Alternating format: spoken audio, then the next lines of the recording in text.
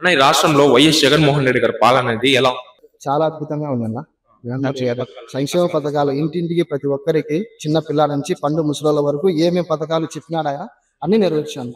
దానివల్ల ఆయన మళ్ళా 2024లో ఖచ్చితంగా మళ్ళా ముఖ్యమంత్రి అవుతారని మాకు గట్టి నమ్మకం ఉంది. మా పొద్దున నియోజకవర్గంలో రాచమల్లి శివప్రసాద్ రెడ్డి గారు మళ్ళా భారీ మెజార్టీతో గెలుస్తారని నమ్మకం ఖచ్చితంగా ఉంది. చిరునవ్వుతో ప్రతి ఒక్కరిని పలకరిస్తారు, చిరునవ్వుతో ప్రతి ఒక్కరిని ఆదరిస్తారు, చిరునవ్వుతో ప్రతి ఒక్కరిని ఆదుకుంటారు. ఆయన మీద వచ్చే రూమర్స్ అన్ని ప్రతిపక్ష నాయకులు ఎన్నెన్నో చెప్తుంటారు, ఎన్నెన్నో చేస్తుంటారు. అవన్నీ అబద్ధాలన్న. ఆయన అటువంటి చేసే వ్యక్తి కనుక ప్రజలు ఎందుకు ఇంతలా ఆరాధిస్తారు? ఆయన ఇంతగా ఎందుకు ఆదరిస్తారు? ఇవన్నీ ప్రతిపక్ష నాయకులు ఎన్నెన్నో చెప్పి ఎన్నెన్నో రూమర్స్ చేస్తూ ఉంటారు. అన్ని నమ్మాల్సిన, ప్రజలు కూడా నమ్మరు.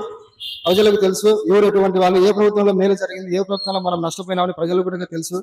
ప్రజలు ఖచ్చితంగా అవినాష్ రెడ్డి గారిని, జగన్మోహన్ రెడ్డి గారిని, మా పురుషుడు రాచమల్లి శివప్రసాద్ రెడ్డి గారిని ఖచ్చితంగా అత్యధిక మెజార్టీతో గెలిపిస్తారని నమ్ముతా ఉన్నాం. రాచమల్లి ప్రసాద్ రెడ్డి గారు ఖచ్చితంగా 30,000 నుంచి 45,000 మెజార్టీ ఖచ్చితంగా వస్తుందన్న.